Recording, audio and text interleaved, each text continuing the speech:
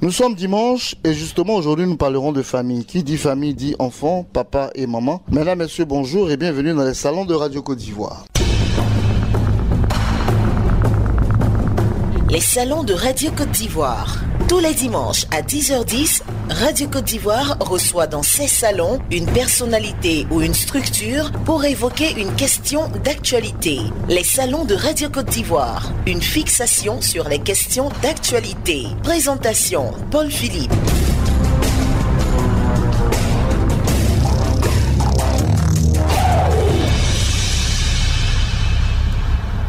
L'enfant au cœur des familles. Un thème majeur qui se veut également tout un programme. Comment la famille se définit-elle pour jouer son rôle de protection et d'éducation des enfants? Comment enseigne-t-elle à l'enfant l'apprentissage des valeurs morales, sociales et sociétales? Surtout que les défis des temps nouveaux sont là avec leur vérité implacable. Enfants de la rue, enfants dans la rue, enfants en conflit avec la loi, incivisme, alcool, drogue, cybercriminalité, etc. Le gouvernement veut impliquer les familles dans les actions à mener pour une recherche durable de solutions. Et Radio Côte d'Ivoire s'implique dans le débat en s'interrogeant comment remettre l'enfant au cœur de la famille face aux défis nouveaux. Et pour en parler, nous allons faire connaissance avec nos invités. Nous avons sur ce plateau Madame Sylvie Aïmé, elle est sous-directrice à la direction de la promotion de la famille chargée de la protection de la famille. Bonjour Madame Aïmé. Bonjour monsieur. Il y a également Madame Zagba, épouse Kwasi Léontine, chargée de programme de protection des enfants et des adolescents vulnérables. Bonjour Madame. Bonjour monsieur. Je vais vous proposer quelques sans d'intérêt.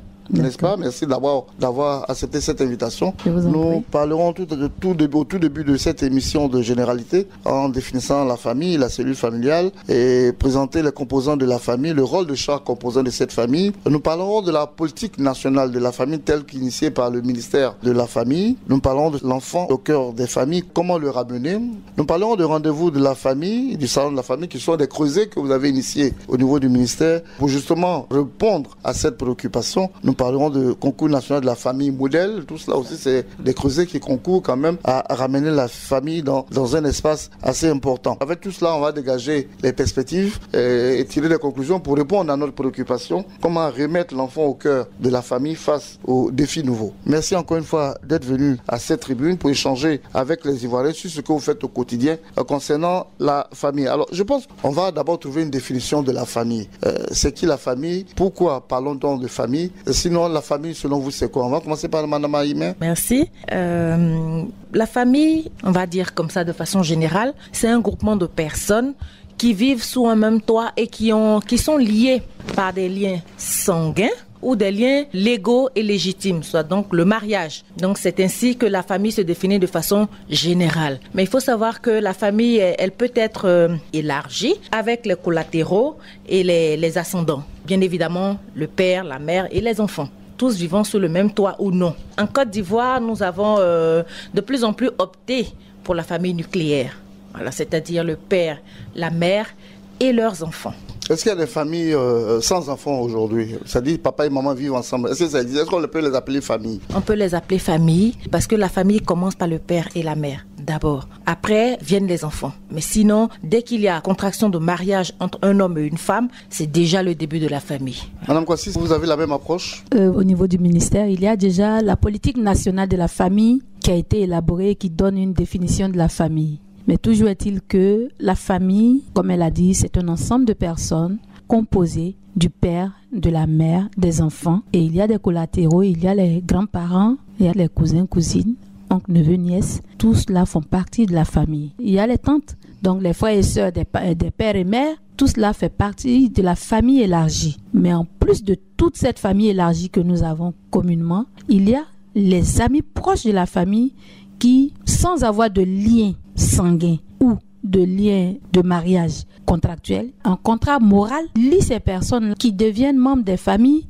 Les enfants les appellent tonton, tanti, ainsi de suite, parce que il y a un lien moral qui les lie à la famille. Et voilà, c'est ça. Certaines personnes, au lieu de dire famille, disent cellule familiale. Est-ce qu'il y a fondamentalement une différence? Quand on parle de la cellule familiale, c'est qu'on ramène la famille à un niveau plus restreint.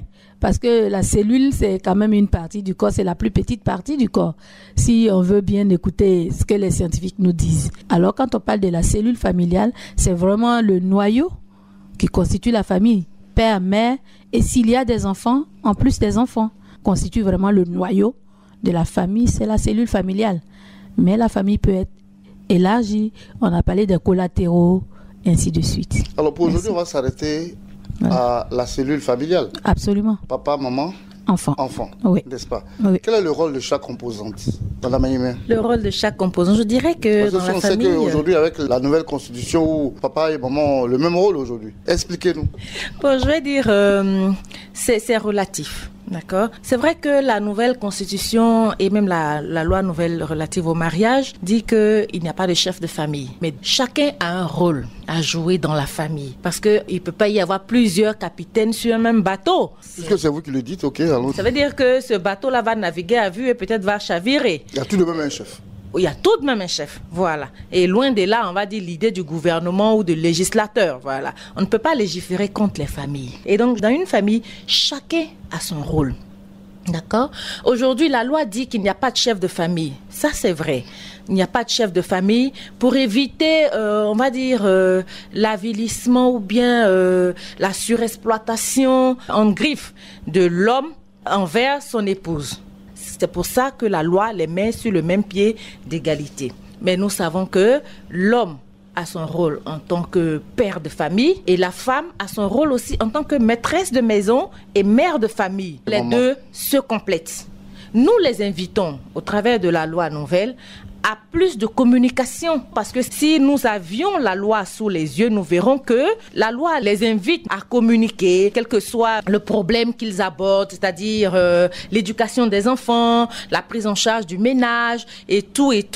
La loi invite les époux à plus de communication et à plus de collaboration entre eux, mais aussi avec les enfants. Parce que la communication dans la famille ne saurait se faire en dehors des enfants, parce qu'ils font partie intégrante de la famille. Donc, pour revenir à votre question, pour dire qu'effectivement, chacun a son rôle dans la famille. Mais ces rôles-là sont complémentaires. Ils sont complémentaires. Alors, si on est d'accord sur le rôle des composantes que sont papa et maman, quel devrait être véritablement le rôle des enfants, Madame Kwasi? Merci. Je voudrais revenir un peu sur ce que disait Madame Aïmé tout à l'heure. Dans une famille, on ne peut pas parler de chef. Et la loi le dit si bien, les deux sont chefs. Ça ne veut pas dire une relation de conflit. C'est une relation d'amour.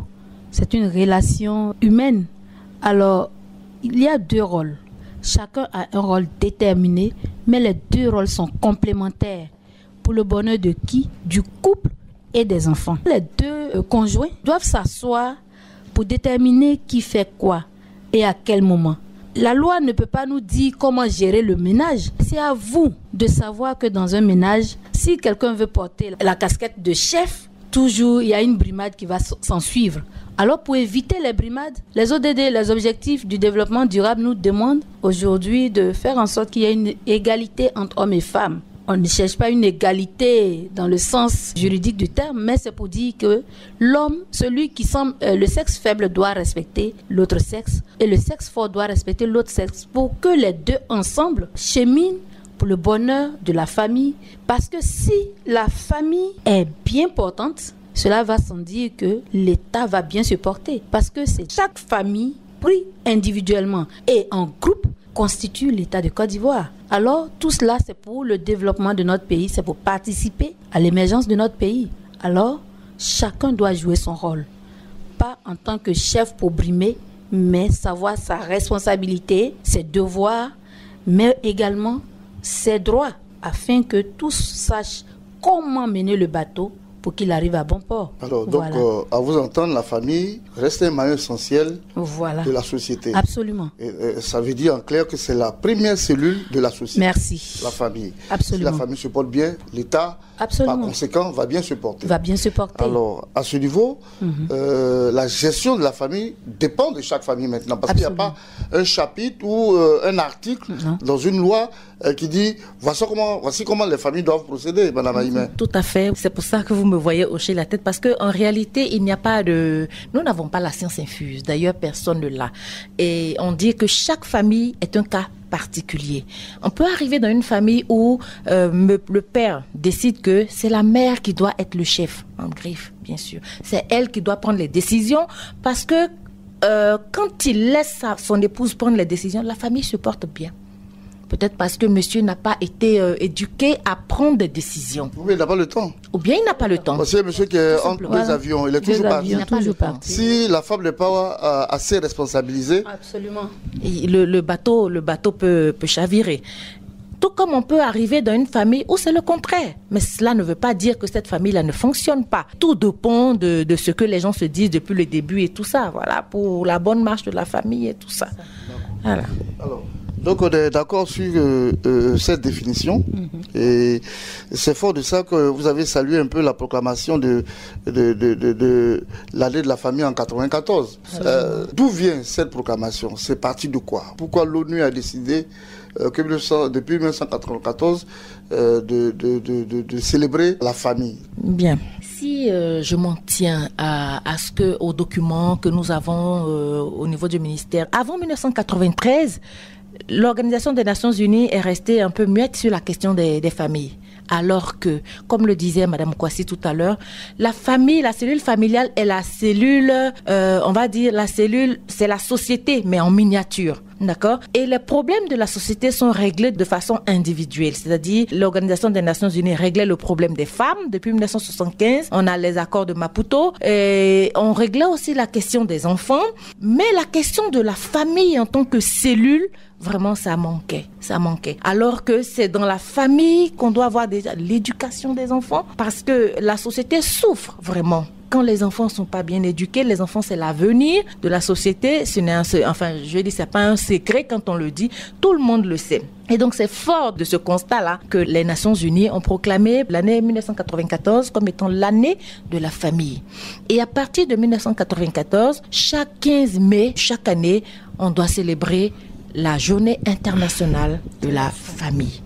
Voilà d'où est partie la proclamation de l'année 1994. 1994 à 2018, ça fait 24 ans. Bien compté. Je voudrais ajouter à ce que Mme Aïmé a dit. Effectivement, la famille, comme on le disait tantôt, est vraiment le maillon essentiel pour toute société qui veut se pérenniser. Je ne peux pas rentrer dans les détails. Je sais que les objectifs du millénaire prennent en compte toute une série de préoccupations pour que la vie en société, dans les pays et dans le monde soit meilleure. Ce que je voulais dire, c'est qu'il y a eu plusieurs constats également de violation des droits des enfants, de violation des droits des femmes. Il y a eu plusieurs violations. On a parlé il y a les VBG, les violences basées sur le genre, avec les mutilations génitales, les excisions, c'est la même chose, les mariages précoces, les enfants qui vraiment, la violence physique, la violence psychologique. Il y a plusieurs violations qui entraînent des comportements déviants chez les enfants et chez certains parents, ce qui fait que la famille est disloquée. Alors, à un moment donné... C'est une bonne parade pour entrer dans le deuxième chapitre, c'est vrai, c'est une belle transition. Mais je pense que juste avant d'attaquer ce deuxième chapitre où on dénonce, on va parler de la politique nationale de la famille. Quel diagnostic faites-vous justement de la situation des familles en Côte d'Ivoire aujourd'hui? Ok, il y a beaucoup de violations. Il y a beaucoup de souffrances. Les familles monoparentales. Il y a des familles où le père est quasi absent, où la mère ne se soucie pas de ses enfants et donc la famille est disloquée. Alors tous ces constats ont fait prendre plusieurs décisions au gouvernement et il y a eu plusieurs programmes qui ont été créés pour répondre à différents soucis dans le cadre d'améliorer la condition de la femme, des enfants, mais le tout ensemble de la famille. Alors, il y a la direction de la protection de la famille. Il y a la direction de la protection de l'enfant. Il y a les programmes qui mettent en œuvre tout un tas de programmes, de plans d'action pour aider toutes ces vulnérabilités-là à être résorbées pour que la famille retrouve son unité. Donc l'État de Côte d'Ivoire s'est saisi de ce problème-là, sachant qu'il faut régler tout cela pour que la famille aille de l'avant. Et c'est dans cela, en ce sens que le 15 mai trouve tout son sens, parce qu'il ne faut pas que célébrer. Mais quand on finit de célébrer, il faut agir. Vous voyez. Et l'État de Côte d'Ivoire a bien pensé les choses, a pris toutes les dispositions pour que les directions, les programmes, chaque programme puisse jouer son rôle. Il y a plusieurs programmes, il n'y a pas que ceux que je viens de citer. Il y en a d'autres et dans tous les ministères, il y a des entités qui adressent la question. Voilà. C'est fort de cela que on a mis en place une politique nationale de la famille, Madame Aïmé. Absolument, absolument. Alors on va y aller tout droit. Que dit cette politique? Bien, je vais emboîter le pas à Madame Kwasi pour dire qu'il y a véritablement un souci au niveau des familles. Dans les diagnostics, comme on le disait plus haut, il y a un manque criard de la perte. Enfin, il y a on doit dénoncer quand même la perte des valeurs fondamentales, familiales. C'est quelque chose vraiment que nous avons constaté et qui... Mais ça ne date pas de maintenant. Ça ne date pas de maintenant, mais aujourd'hui, on va dire la situation, ça s'est empiré. Et ça va décroissant. Aujourd'hui, on remarque qu'il y a partout, on parle partout d'enlèvement d'enfants et même d'adultes, des sacrifices rituels. Ce n'est pas qu'avant, ça n'existait pas. Mais aujourd'hui, le problème est devenu plus profond. Voilà. Et ça devient un peu comme un fait divers. De plus en plus. C'est malheureux, c'est choquant même à la limite. Voilà. Et donc c'est pour cela, c'est pour tout cela que on va dire la politique nationale de la famille. C'est vrai que je disais tantôt que aucune personne n'a la science infuse. La politique nationale de la famille a été initiée par le gouvernement et mis en œuvre par notre ministère qui porte la thématique famille pour pouvoir essayer de donner des pistes de solutions à ce genre de défis dont fait face les familles, mais aussi la politique nationale de la famille représente un peu une boussole pour le ministère. Voyez-vous, le gouvernement pose des actions en faveur de familles, mais sans politique, ces actions sont éparpillées, on n'arrive pas à quantifier, on n'arrive pas à capitaliser ces actions-là. Et donc c'est pour cela que la politique nationale de la famille a été mise sur pied, pour pouvoir orienter le gouvernement même dans ses actions en faveur des familles. Dans ces grands axes, on peut dire quoi de cette politique-là? Les grands axes de cette politique, c'est aider le gouvernement même et puis aider la partie juridique à mieux appliquer les dispositions que nous prenons en faveur des familles. Parce qu'il y a une faible application même de la loi. Enfin, il y a une faible application de la loi. Voilà, et ça c'est connu de tous. Donc il y a un mécanisme qui sera mis en place pour que les dispositions, les lois que le gouvernement prend en faveur des familles soient mieux appliquées pour le bonheur de tous.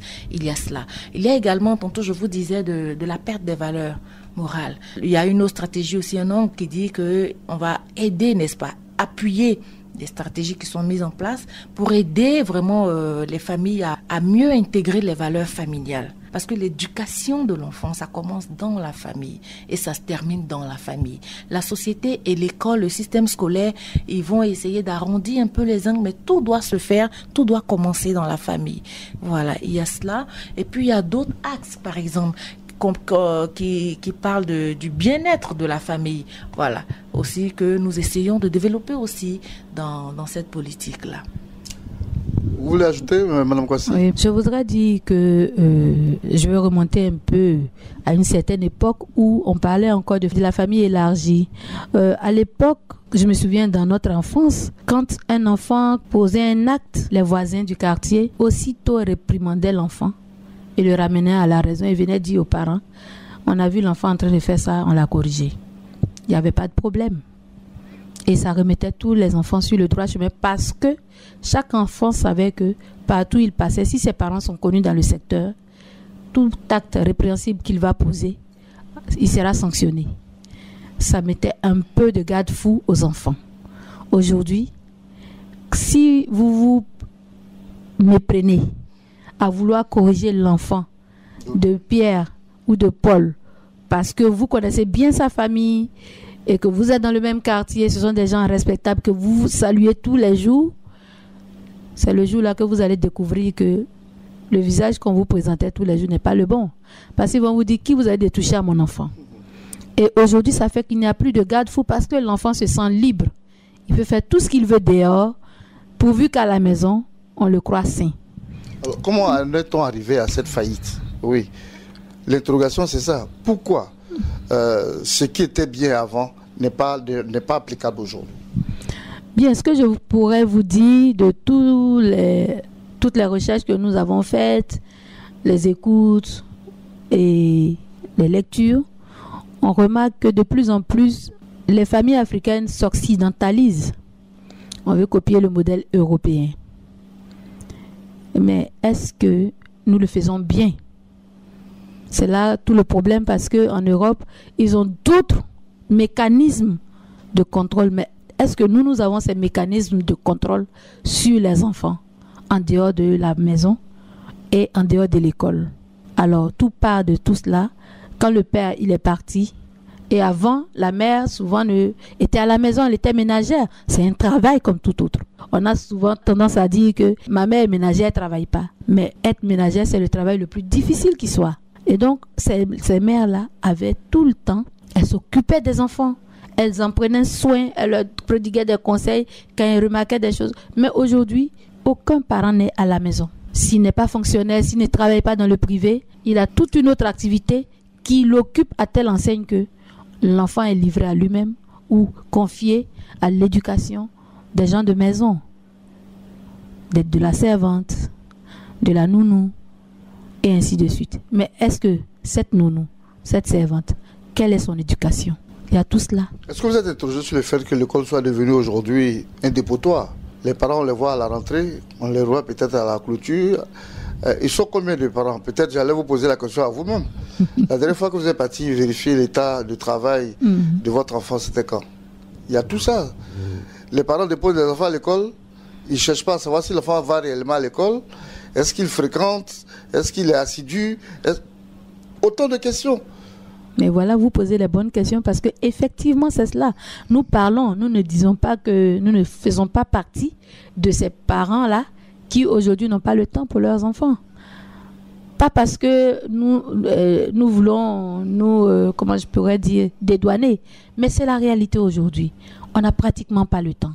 Et quand on a le temps, on essaie de le faire, mais il faut toujours faire mieux.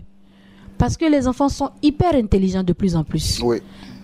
Ils trouvent toujours des stratégies, des astuces. Pour vous, c'est compliqué.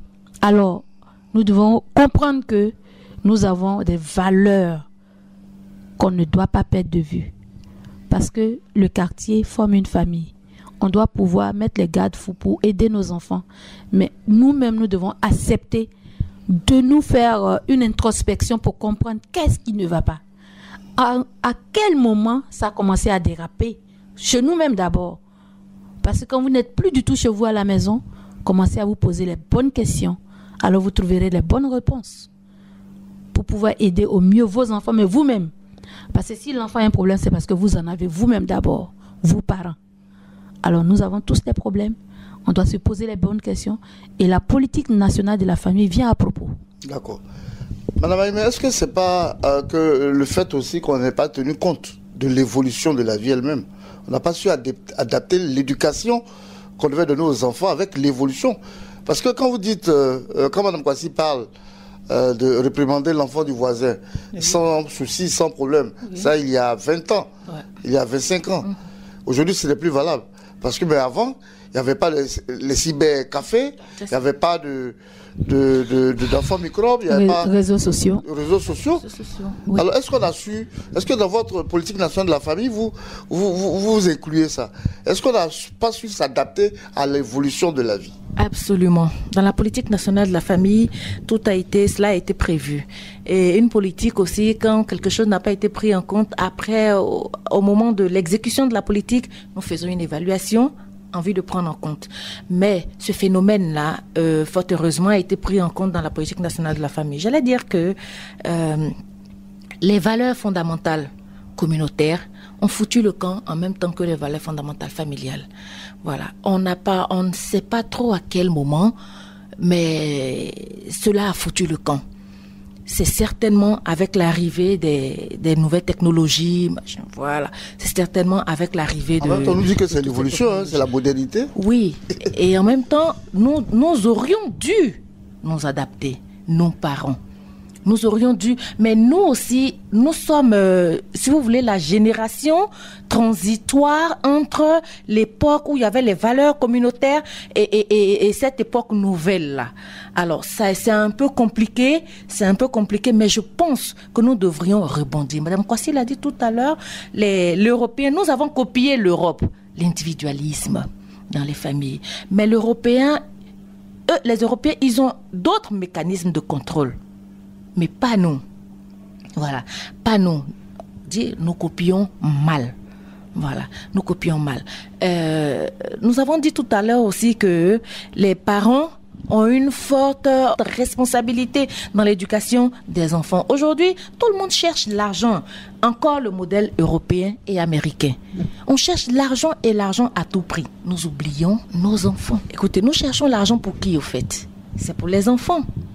Alors, si tu cherches l'argent, que tu gagnes l'argent et que malheureusement les enfants sont laissés pour compte, finalement cet argent sert à quoi? Madame Kwasi, elle est témoin parce que étant chargée du programme des enfants et adolescents vulnérables, elle sait que les enfants et adolescents vulnérables ne sortent pas que des familles démunies. Non. Il y en a qui proviennent des familles très nanties, malheureusement. C'est pour nous dire que... Papa et maman n'ont pas le temps de s'occuper des enfants. Elle a dit tout à l'heure, l'éducation des enfants est laissée aux mains du personnel de maison. Et de l'école. Personnel de maison et de l'école. Mais que peuvent les enseignants face à un enfant qui ne respecte personne? Peut-être parce qu'il a beaucoup d'argent, l'argent que l'enseignant lui-même n'a jamais espéré avoir. Cet enfant a ça en sa possession. Est-ce qu'il peut respecter les enseignants? C'est pas possible, encore moins les éducateurs. Donc voilà un peu la réalité, la triste réalité, j'allais dire, devant laquelle nous nous trouvons. Un élément essentiel également, il n'y a plus de modèle pour nos enfants. Nos enfants n'ont plus de repères. Les modèles de nos enfants, ce sont aujourd'hui les acteurs de cinéma, les artistes, les footballeurs, ainsi de suite. Ouais. Tous ces genres de médias. Souvent, la radio, je ne sais pas si je peux le dire, la télévision catholique KTO. Et je vois des séminaires organisés à l'endroit des enfants. Et je vois des enfants européens qui font du bénévolat au niveau de l'église catholique, qui vont dans les villages, qui vont dans les régions où l'église a identifié des personnes vivant seules, des enfants, des vieillards. Et ces enfants-là vont visiter ces vieillards-là. Alors vous voyez que c'est cette communauté que nous avions, qu'eux ils sont en train de copier.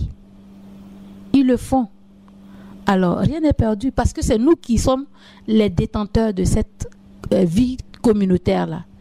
Il suffit de vouloir réorienter les choses pour que nous puissions y parvenir. Les enfants, je pense que ils posent certains actes aujourd'hui parce que eux-mêmes sont perdus. Ils ne savent plus qui copier. Papa n'est jamais là pour dire que je suis fier de mon papa. Je vais regarder ce qu'il fait pour vivre comme lui. Maman n'est pas là pour savoir si maman, elle a une bonne vie et que je peux m'identifier à maman. Alors, la servante, ce n'est pas à elle que papa, maman va s'identifier. Ou bien l'enfant va s'identifier parce que généralement, il y a certaines qui sont bien gentilles. Je ne veux pas les dépeindre, comment on appelle ça, les montrer du doigt comme étant les fautifs de ce qui se passe. Non. Les parents doivent faire une introspection pour voir à quel moment tout a dérapé, pour pouvoir bien corriger. Alors donc, aujourd'hui, il est bon de se poser les bonnes questions pour réorienter nos enfants, pour leur donner un modèle. Parce que le modèle que donnent les réseaux sociaux, tout ce qui se dit sur les réseaux sociaux, c'est ce qui éduque nos enfants. Ce qui se dit dans les quartiers, quand ils sont entre eux, à l'école, ils ne copient. Avant, les enfants même, quand on était élève même, le professeur, le meilleur professeur de l'établissement, tout le monde voulait être professeur parce qu'on voulait ressembler au professeur, le meilleur de l'établissement. Aujourd'hui, le professeur n'est pas un modèle. Mais bien entendu. Et pas parce qu'il ne le veut pas.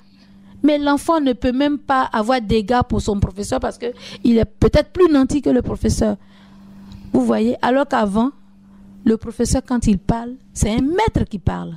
Donc vous voyez que tout cela mis ensemble nous donne matière à réfléchir. Alors, tout à l'heure, on va arriver aux solutions. Je pense qu'on aura beaucoup à dire aussi. Comment avez-vous vécu toutes les deux en tant que mère? Comment vivez-vous? Parce que c'est encore actuel. Ce qu'on n'a pas connu, ce qu'on n'avait pas connu peut-être dans votre cursus scolaire, les fumoirs à l'école aujourd'hui.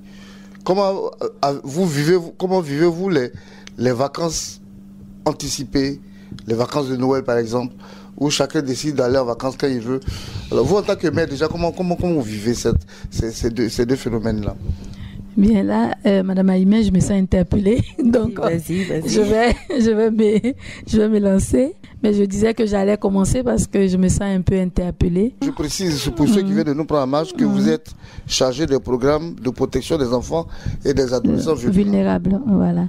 Au ministère de la Femme, de la protection de l'enfant et de la solidarité. Vous parlez des fumoirs à l'école, aux abords de l'école, mais tout a commencé par les maquis, par l'alcool. Parce que on a tendance à oublier, c'est que l'alcool est une drogue. Elle est plus destructrice même que certains stupéfiants. Je ne dédouane aucun stupéfiant. Tout stupéfiant est nuisible. Et nous sommes en train de faire des sensibilisations en ce moment avec les jeunes et nous parlons de cela. L'école même est consciente que c'est aujourd'hui un problème qu'il faut régler. Le fumoir ne se crée pas de lui-même. Ce sont des êtres humains qui le font. Comment ils s'y prennent pour mettre des fumoirs aux abords de l'école? La seule chose que moi j'ai compris, c'est que ils savent que l'enfant, quelle que soit la situation de ses parents, ils vont toujours lui trouver ne serait-ce que 500 francs pour qu'il puisse manger à l'école. De ce fait-là, déjà c'est un marché potentiel. Les enfants d'aujourd'hui n'ont pas tous, mais pour la majorité, ils se font beaucoup confiance les uns les autres. Et entre eux, quand un de tes amis que tu dis mon gars ou bien mon ceci cela te dit bon et c'est ça, quelquefois tu n'as même pas conscience de ce qu'on te propose, mais tu prends parce que c'est ton ami, tu as confiance en lui qui te propose là, et demain tu te retrouves dans une situation scabreuse. Donc ce que vous devez savoir, c'est que d'abord les enfants sont victimes parce qu'ils sont un potentiel marché pour toutes ces personnes qui prennent un malin plaisir à créer des fumoirs et des bars et maquis aux abords des écoles, parce que l'enfant, quand il va à l'école, ses parents, malgré leurs moyens souvent minimes, sont tenus de lui donner ne serait-ce que 500 francs. Et ça, ils le savent. Multiplier ces 100 francs par chaque élève de l'école, de l'établissement, s'ils sont 1000, vous imaginez ce que ça fait? C'est un marché potentiel, sans avoir souffert, sans avoir crié, montrer les bienfaits de ce que vous vendez. Vous avez un marché potentiel. Ils sont naïfs. Ils sont entre ça aussi, c'est un autre débat. Est-ce que c'est conseillé de donner de l'argent à un enfant lorsqu'il va à l'école? Ou à partir de quel âge doit-on donner de l'argent à un enfant? On vous a dit tout à l'heure que papa, maman sont au travail. Il n'y a pas à manger à la maison. Soit l'enfant fréquente au plateau. Parce qu'il y a même des élèves du primaire qui sont au plateau. Il faut bien lui donner à manger. Si on peut payer la cantine, s'il y a une cantine, mais s'il n'y a pas de cantine, l'enfant doit pouvoir sortir pour aller payer son gaba pour manger. Voilà le problème. Alors maintenant, la solution, c'est ça. C'est-à-dire, la grande question, c'est ça. Papa, maman travaillent. Les deux ne rentrent pas avant 20h30, 21h. Qu'est-ce qu'on doit faire? Est-ce qu'on doit laisser maman à la maison, elle ne doit pas travailler parce qu'elle a des enfants? On fait quoi? Est-ce que c'est une solution durable? Madame Aïmé. Monsieur Paul Philippe, malheureusement, on aurait aimé vous dire oui, il faut que maman reste à la maison. Moi, j'aurais aimé dire ça. Est-ce que vous, Madame Aïmé, on vous demande de rester à la maison à partir de cet instant parce que il y a un rattrapage à faire au niveau des enfants? Accepterez-vous cette proposition? Si j'avais un rattrapage à faire au niveau de l'éducation d'un de mes enfants, je le ferais volontiers. Parce que j'ai dit d'entrée de jeu que nous courons tous et nous cherchons de l'argent.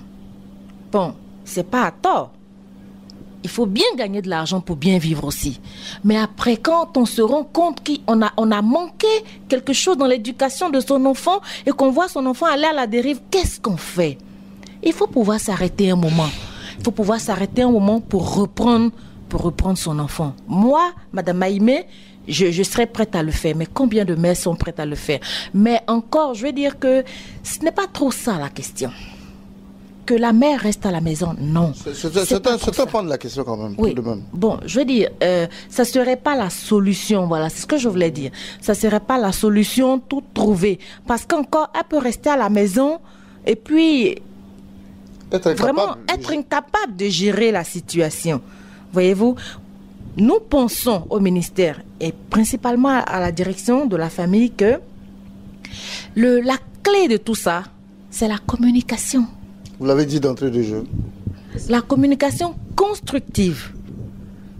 Parce qu'on ne communique pas pour s'entendre parler, mais pour entendre l'autre, pour écouter l'autre. Alors, selon vous, pourquoi les parents ne communiquent pas aujourd'hui avec les enfants?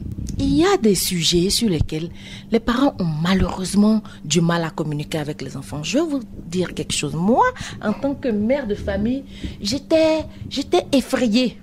Oui, je n'ai pas peur de le dire. J'étais effrayée d'aborder la question de l'adolescence, vous comprenez, de la puberté et tout ça, avec ma fille qui, heureusement, malheureusement pour moi, est en train d'aller vers, cet âge-là.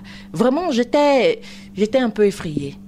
Mais je me suis reprise parce que je me suis dit que si je ne lui en parle pas, elle en entendra parler dehors. Il arrive à lui en parler. Voilà. Elle en entendra parler dehors et c'est ça qu'elle va prendre pour argent comptant. Et donc j'ai pris le taureau par les cornes. Et j'en parle avec ma fille vraiment à bâton rompu. Mais en même temps, il faut lui expliquer que... Je lui explique par exemple pour moi à mon niveau que c'est le genre de sujet qui relève de son intimité. Et qu'un enfant doit avoir son intimité. Toute personne doit avoir son intimité. C'est des questions qu'on n'aborde pas avec ses camarades. Effectivement, en classe, on en parle maintenant de plus en plus, la puberté et tout ça, de plus en plus on leur en parle. Mais je lui ai dit que pour les questions qu'elle ne comprendra pas, qu'elle peut s'adresser à moi ou à papa, nous sommes ouverts. Nous sommes ouverts. Voilà. Aujourd'hui, elle n'est pas encore portée vers les réseaux sociaux. Mais plus tard, ça viendra. Et il faut se préparer à tout ça. Il faudrait que les parents d'aujourd'hui soient préparés à tout ça. Il faut vraiment briser la glace. À notre temps, on ne pouvait pas. Il y a des choses qu'on ne pouvait pas évoquer avec les parents. Ouais. Tout simplement parce que les parents étaient fermés. Les parents étaient fermés, mais en même temps, ils étaient bloqués.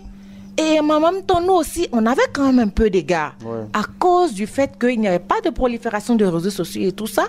Donc, ce qu'on disait entre camarades en général, nos camarades, ce n'étaient pas des camarades virtuels, ce sont des camarades physiques qui sont aussi connus par nos parents.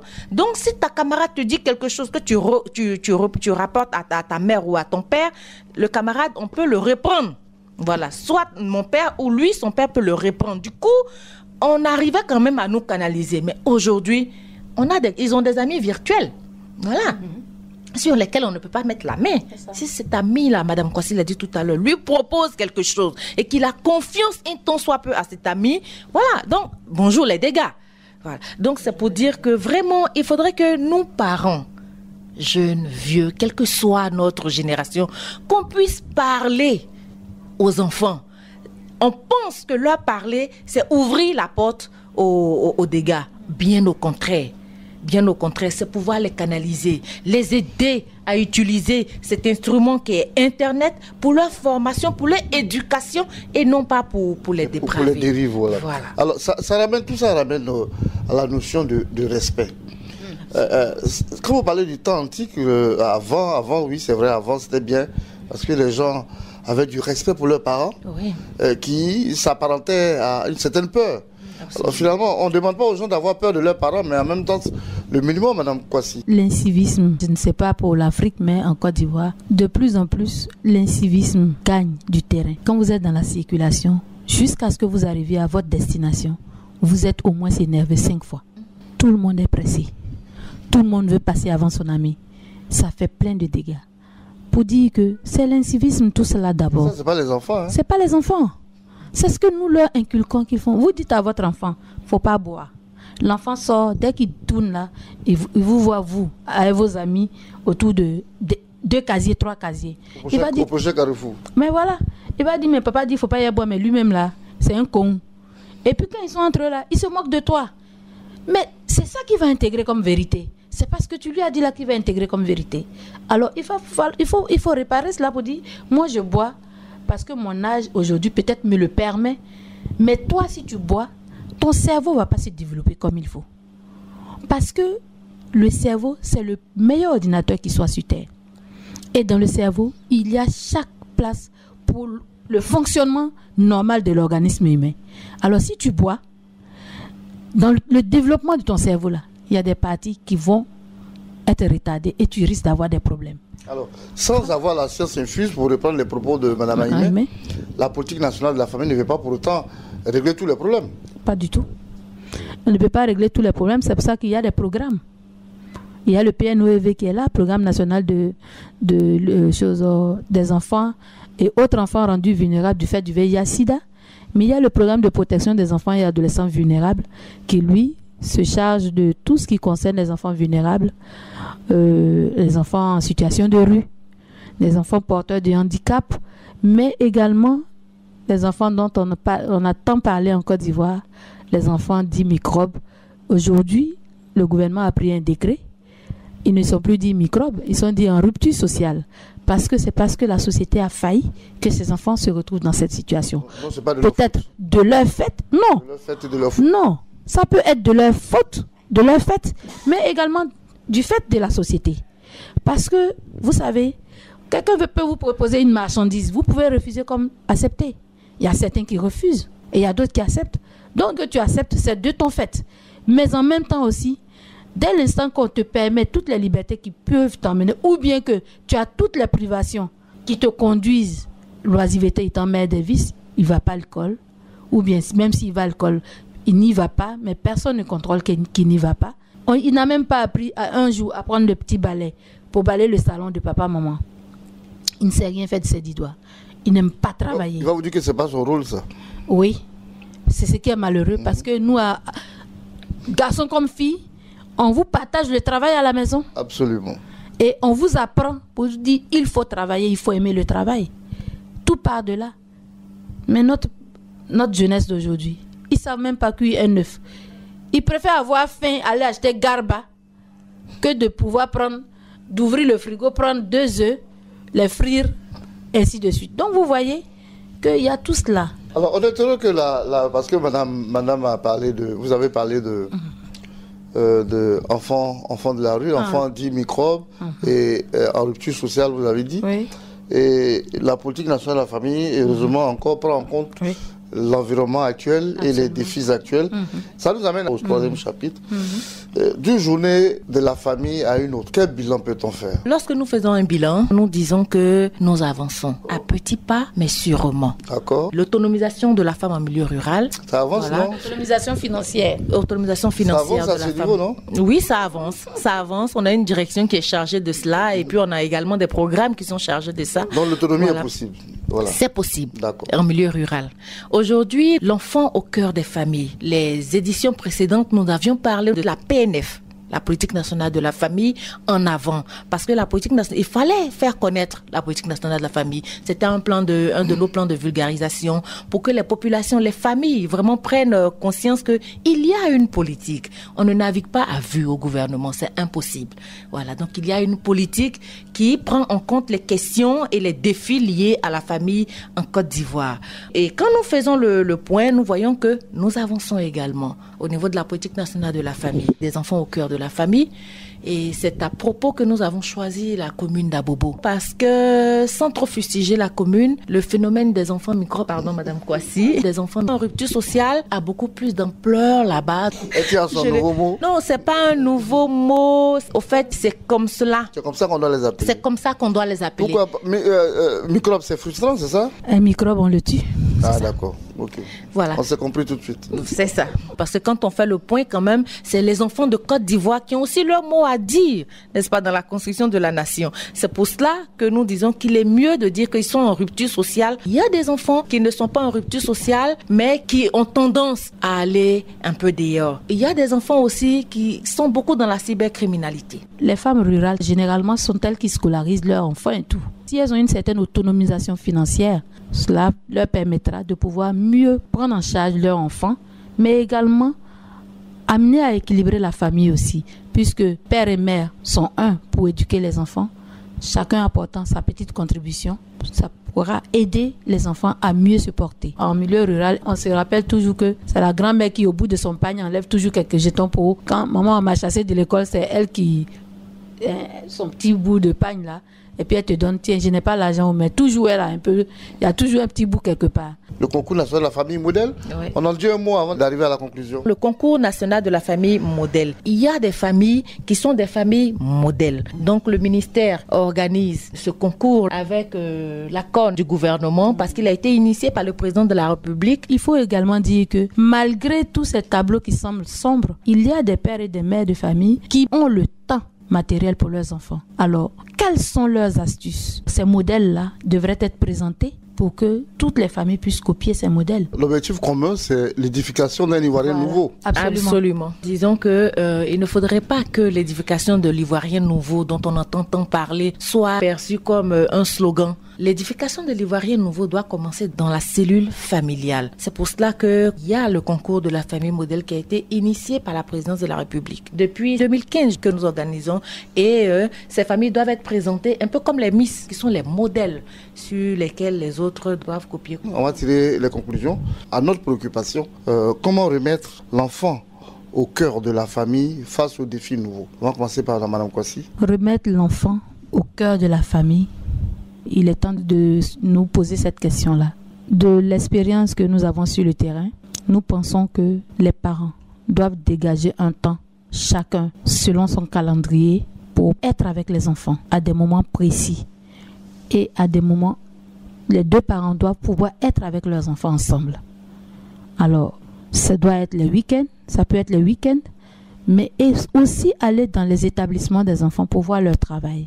Il faut également se parler quand vous avez des points de divergence parents, vous devez pouvoir vous accorder à l'insu des enfants. Faire en sorte que vos enfants vous prennent pour modèle. En ce moment-là, vous pourrez donner à vos enfants toute leur place au cœur de votre famille parce que vous saurez les écouter, leur donner de l'amour. Et donner de l'amour, ce n'est pas quand on passe tous les caprices à un enfant.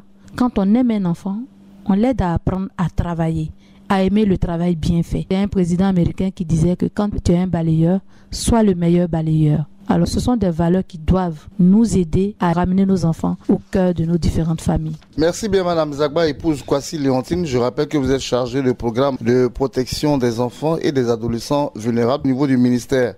Mme Maïmé, oui. La même question vous revient. La réponse que nous pouvons donner, c'est que les parents doivent apprendre ou réapprendre à communiquer avec leurs enfants. Pour communiquer, bien évidemment, il faut avoir du temps. Parce que la communication doit être constructive.